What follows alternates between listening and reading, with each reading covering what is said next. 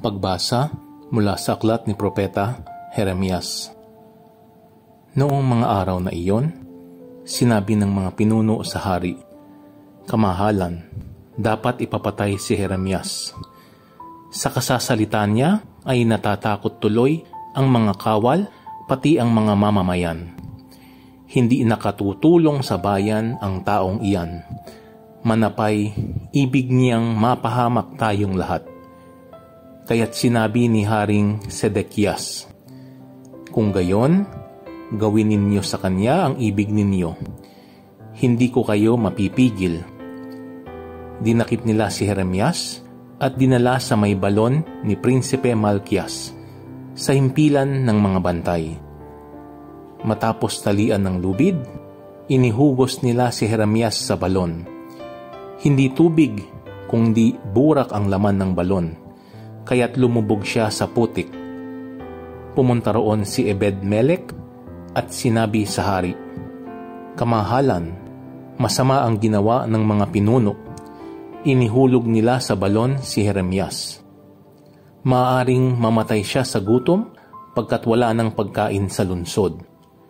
Iniutos ng hari na magsama si Ebed-Melech ng 3 lalaki at pagtulong-tulungan nilang iahon sa balon si Jeremias at baka mamatay. Ang salita ng Diyos. Salmong tugunan, ang ating pong itutugon, ang pagtulong mo sa amin, Panginoon, ngayoy gawin. Sa balong malalim na lubhang maputik, iniahon niya at dooy inalis. Ligtas na dinala sa malaking bato at naging panatag, taglay na buhay ko. Ang pagtulong mo sa amin, Panginoon, ngayoy gawin. Tinuruan niya ako pagkatapos ng bagong awiting pampuri sa Diyos. Ang bawat makasaksi ay matatakot at sa poong Diyos magtitiwalang lubos. Ang pagtulong mo sa amin, Panginoon, ngayoy gawin. Mahina man ako at wala ng lakas, ngunit sa isip mo'y di mo kinakatkat. O aking tagatulong, tagapagligtas, Panginoong Diyos, huwag ka nang magluwat. Ang pagtulong mo sa amin, Panginoon, ngayoy gawin. Pagbasa mula sa sulat sa mga Hebreo. Mga kapatid, yamang naliligid tayo ng makapal na saksi. Iwaksi natin ang kasalanan at ang unang balakid na pumipigil sa atin, at tayo'y buong tiyagang magpatuloy sa takbuhing nasa ating harapan. Ituon natin ang ating paningin kay Jesus na siyang pinagmulan ng ating pananampalataya at siya ring nagpapasakdal nito. Dahil sa kagalakang naghihintay sa kanya, hindi niya ikinahiya ang mamatay sa krus, at siya ngayon naluklok sa kanan ng trono ng Diyos. Isip-isipin ninyo kung gaano ang tiniis niyang paglaban sa mga makasalanan upang hindi kayo manlupaypay o panghinaan ng loob. Hindi pa humahantong sa pagdanak ng iyong dugo ang pakikitunggalin ninyo sa kasalanan.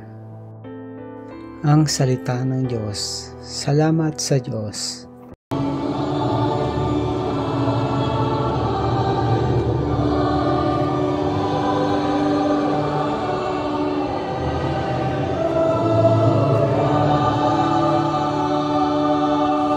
Ang mabuting balita ng Panginoon ayon kay San Lucas. Nung panahong iyon, sinabi ni Jesus sa kanyang mga alagad, "Naparito ako pang magdala ng apoy sa lupa at sana'y napagningas na ito. May isang binyag pa na dapat kong tanggapin at nababagabag ako hanggat hindi natutupad ito.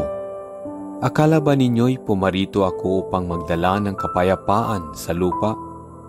Sinasabi ko sa inyo, hindi kapayapaan, kundi pagkakabahabahagi. Mula ngayon, ang 5 katao sa isang sambayanan ay mababahagi, 3 laban sa 2, at 2 laban sa 3. Maglalaban-laban ang ama at ang anak na lalaki, ang ina at ang anak na babae, at gayon din ang biyanang babae at manugang na babae. Ang mabuting balita ng Panginoon, pinupuri ka namin, Panginoong Hesukristo.